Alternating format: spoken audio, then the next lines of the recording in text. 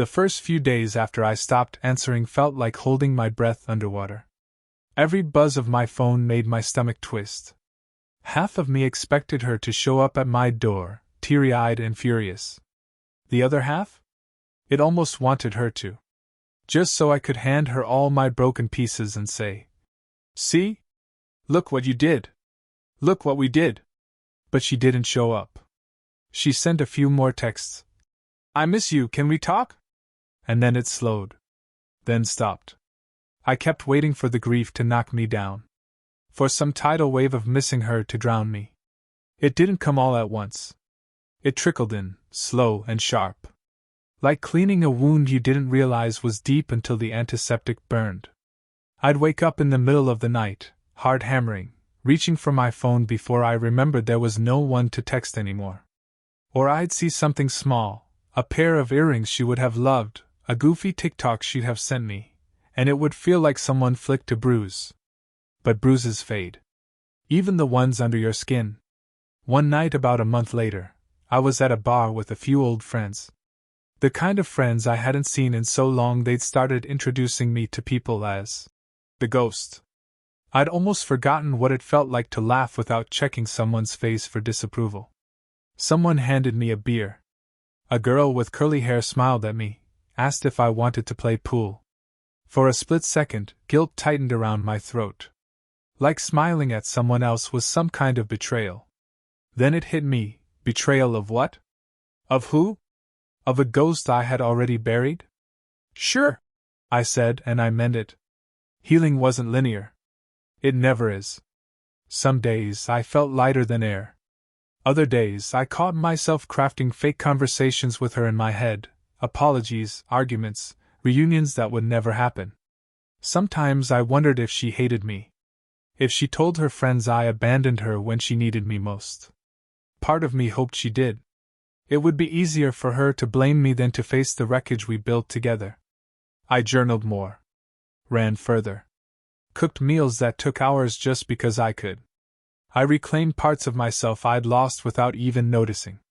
The boy who once stayed up until 3 a.m. fixing a wobbly table because he believed in making things work, he was still in there. But now, he fixed things for himself first. A few months later, I ran into her. Of course it happened somewhere stupid, a Trader Joe's, of all places. I was standing in front of the frozen fruit, hand hovering over a bag of blueberries, when I heard her laugh. That laugh. God, it punched me right in the ribs. I turned slowly. She was there, across the aisle, arm hooked through a guy's. He looked nice. Safe.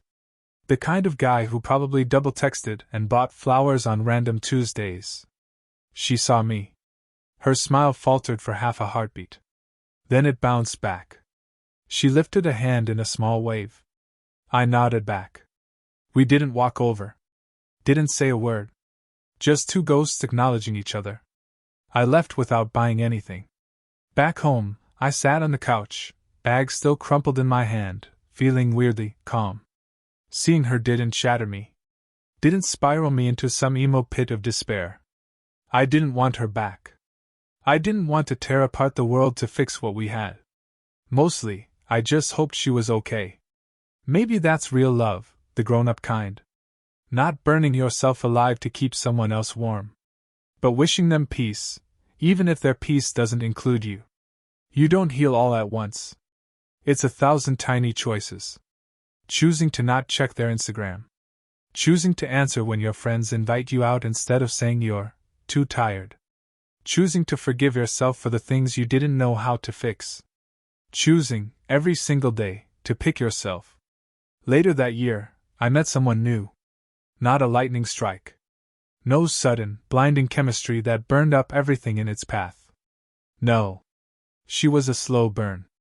The kind of warmth that you didn't realize was thawing you out until you were standing in the middle of it, breathing easy for the first time in what felt like years. She didn't punish me for not being a mind reader. She didn't weaponize silence. If she was upset, she told me. If I made a mistake, she forgave me without a ledger. It felt like standing in the sun after years of living under clouds. And sometimes, when I caught myself waiting for the other shoe to drop, expecting the explosion, she'd just smile at me. A simple, steady thing. "I'm not going anywhere," she said once, when she caught the fear flicker across my face. And for the first time, I believed it. I think back sometimes to that picnic. To the butterflies and the way my heart stuttered when she smiled at me. But I also think about blueberries. About standing there, holding disappointment like a grenade, and choosing not to pull the pin. Choosing peace over pride. Choosing myself. Maybe that's the real magic. Not finding someone who never hurts you, but finding the courage to stop letting your past write your future. Some nights, even after meeting someone new, I still had dreams about her. Not the kind where we got back together. No grand reconciliations, no perfect happy endings.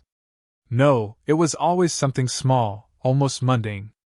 Sitting next to each other in the car, arguing about the best road trip snacks. Her stealing fries off my plate when she swore she wasn't hungry. Laughing until she snorted at a stupid meme I'd sent her. I'd wake up with this strange, bittersweet ache, not because I wanted her back, but because I missed the idea of her. The version of her that only existed before the storms came. Grief isn't always about losing someone. Sometimes it's mourning the person you thought they could become. The life you almost built. And that's a quiet kind of grief. One you carry tucked away in your back pocket, like a worn photograph you can't quite bring yourself to throw out. There were still scars. I noticed them in the ways I apologized for things that didn't need apologizing. The way I'd flinch internally when a conversation got even a little heated. The way I hesitated before asking for anything, terrified that needing something would make me a burden. The first time my new girlfriend raised her voice, not even in anger, just excitement telling a story, my body locked up so fast I spilled my drink. She noticed. Set her glass down. Moved slowly, carefully, like approaching a wounded animal. "Hey," she said, voice soft. "You're safe with me, okay?" And just like that, the panic loosened its claws. It wasn't her job to fix what someone else broke. But damn if she didn't try to help me believe again. Months turned into seasons. I learned that healing isn't sexy. It's not this cinematic montage of yoga classes and inspirational quotes and tearful epiphanies. It's grocery shopping on a Sunday afternoon and realizing you no longer expect an argument over something stupid. It's waking up at 3 a.m. and, instead of reaching for your phone in a panic, rolling over and falling back asleep without a second thought. It's building a life so gently, so carefully, that when you look up one day, you barely recognize the battlefield you left behind. One afternoon, almost a year later, I found something while cleaning out my closet. An old hoodie. Faded navy blue. The same one she'd stolen halfway through our first date, claiming the sunset was colder than I thought. I sat on the floor, hoodie bunched in my hands, breathing in the faint ghost of detergent and long dead memories. For a moment, I let myself miss her. Really miss her. Not the fights, not the fear, just the good parts. The way she used to run her fingers through my hair absently while we watched movies. The way she'd leave sticky notes in my bag, little, good luck, messages when I had a stressful day ahead. I missed the girl I met at the picnic, the girl with galaxies in her eyes and a laugh big enough to swallow the sun. But missing her didn't hurt anymore. It felt warm. Like remembering a song you used to love but don't listen to anymore. I folded the hoodie, set it in a donation box. Some stories don't need sequels. Some loves aren't meant to stretch into forever. And that's okay. Later that night, curled up on the couch, I told my new girlfriend about the hoodie. She listened, no jealousy in her eyes. Just quiet understanding. "You loved her," she said simply. I nodded. "And you let her go," she added, squeezing my hand. "That's real love, too." There's this lie we tell ourselves, that endings are failures. That if a relationship doesn't last forever, it meant nothing. But that's bullshit. Some people teach you what love looks like. Others teach you what love shouldn't feel like.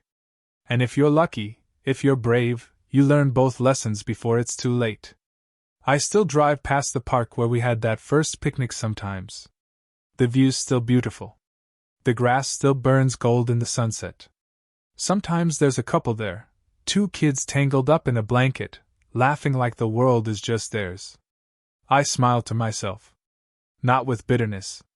Not with regret. But with gratitude. Gratitude for the girl who taught me to pay attention. Gratitude for the pain that taught me to choose myself. Gratitude for the boy who sat in his car, hands shaking, heart breaking, and chose, for the first time, to walk away. Healing isn't forgetting. Healing is remembering and still choosing peace. Healing is looking back and seeing not ruins, but roots, deep and stubborn and stretching toward the sun. Healing is loving harder, softer, better, because you finally know how. I don't know where she is now. Maybe she's married. Maybe she's traveling the world. Maybe she's still fighting her storms. Or maybe she found someone who taught her how to dance in the rain. Wherever she is, I hope she's happy. I hope she forgave herself. I hope she knows that even though we couldn't save each other, she made me better.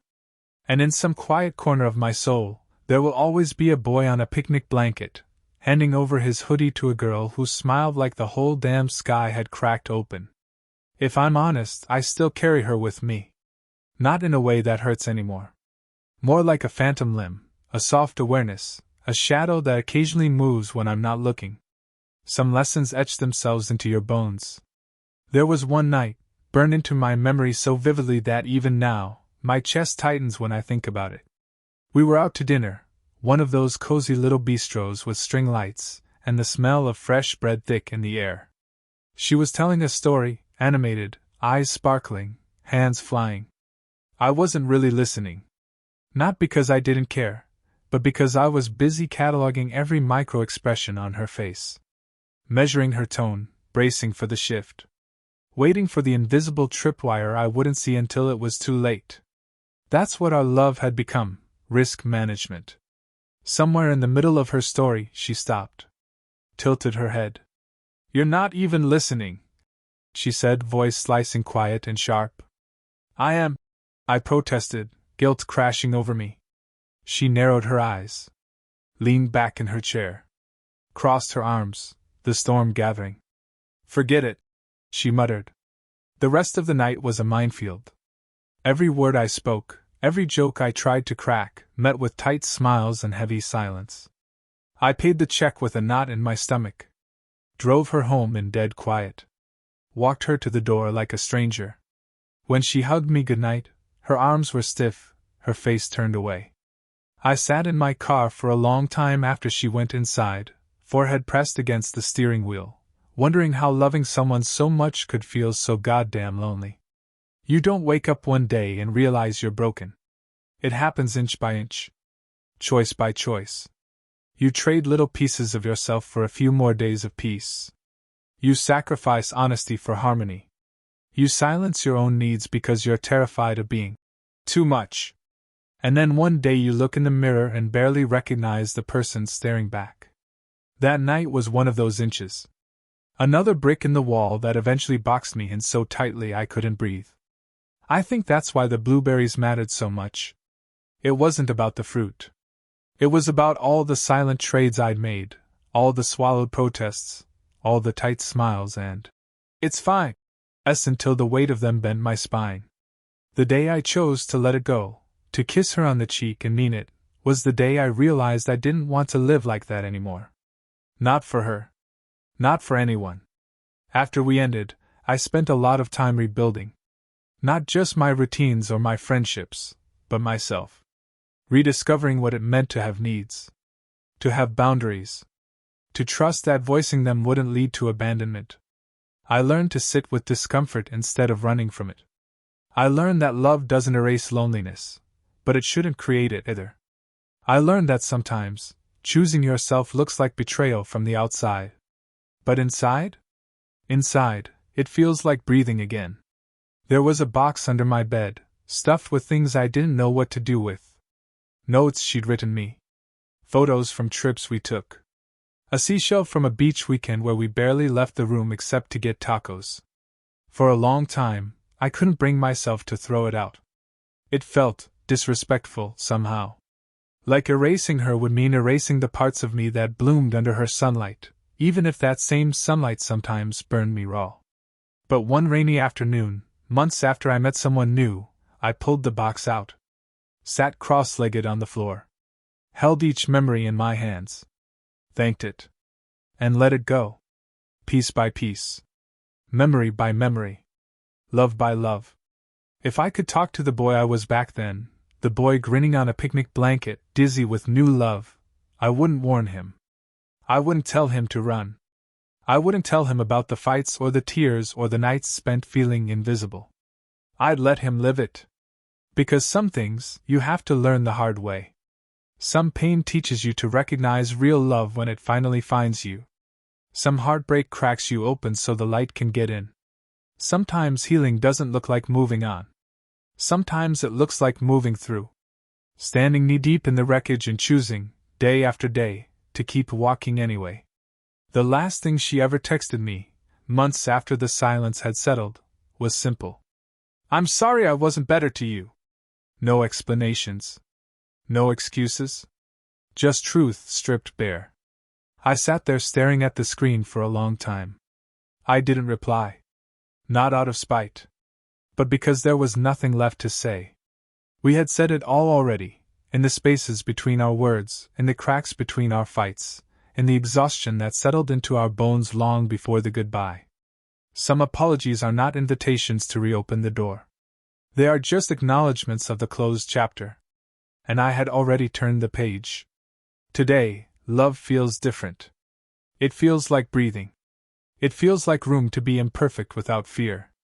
It feels like two people choosing each other, every day, without tallying up mistakes like debts. And sometimes, when I'm walking through the world, I feel a tug, a soft, sad smile tugging at my soul. A nod to the boy who loved too much, too hard, too blindly. A promise to never become the man who forgets what it costs to learn better. If love is a battlefield, then healing is laying down your weapons. Walking off the field. Building something gentler from the ruins. And somewhere, maybe in another life, another version of us laughs under a sunset, stealing hoodies and trading conspiracies about grocery store layouts. And they get it right. But in this life, I loved her enough to leave. And loved myself enough to stay gone. Hey you. I don't know if you'd even want to hear from me. Honestly, this letter isn't for you. It's for the pieces of me I lost loving you, and the ones I found again after. I loved you. I still do, in a way that's gentler now, more like gratitude than longing. You taught me that love can be bright and terrifying at the same time. That it can lift you so high the fall feels like a death you weren't ready for. I wanted so badly to be enough for you. Enough to quiet the storms in your chest. Enough to outrun the ghosts that clung to you. Enough to convince you that love didn't have to hurt. But no matter how much I gave, it was never the right currency. And somewhere along the way, I stopped asking what I needed. I stopped even believing I deserved to ask. You didn't do that on purpose. I know that now. You were fighting your own battles, ones I couldn't see and couldn't win for you. You needed someone to weather the storms. I needed someone who didn't make me build a house out of sand. Neither of us were wrong. We were just wrong for each other. If I could go back, I wouldn't change a thing. Not the first kiss. Not the last fight. Not the long drives where we barely spoke but still held hands anyway. You were the right chapter at the wrong time. And I hope you find your right time. I hope you find peace. I hope you love and are loved in a way that doesn't require you to bleed first. I hope you know that I wish you nothing but good things. But mostly, I hope you forgive yours. Of course, I never sent that letter. It stayed tucked away in the quiet corners of my mind, slowly gathering dust. Life moved forward. As it always does, with or without our permission. The seasons turned, the city buzzed on, people laughed and cried and lived and healed. I found new rituals. New favorite songs. New places where the air felt clean enough to build dreams again. I fell in love with mornings again, with the heavy, drowsy stretch of a Sunday spent reading, a coffee cup cooling on the table beside me. I fell in love with small things. The smell of rain on pavement. The sound of someone humming in the next room. I fell in love with myself again. Piece by piece. Scar by scar. Choice by choice. And one day, it hit me. Healing isn't a finish line you sprint across, arms raised in victory. Healing is a slow blooming. A silent unfolding. A becoming. One soft, stubborn breath at a time. I no longer flinch when people raise their voices. I no longer apologize for existing. I no longer mistake chaos for passion, or turbulence for proof of love. I know now. Love is not the sharp breath of relief after a fight. Love is the steady heartbeat you don't have to strain to hear. Love is not salvaging wreckage. Love is building something strong enough to weather the storms together. Sometimes, not often, but sometimes, I wonder if she thinks of me. If she wonders who I became after her. Maybe she does. Maybe she doesn't. It doesn't matter. The important thing is, I know who I became. And I like him. I'm proud of him. If I ever saw her again, on a street corner, in a crowded airport, passing like two ships in the night, I wouldn't turn away. I'd smile. Small. Real. Forgiving. And I'd keep walking. Light on my feet. Sun on my face. A little battered. A little wiser. But whole. Finally whole.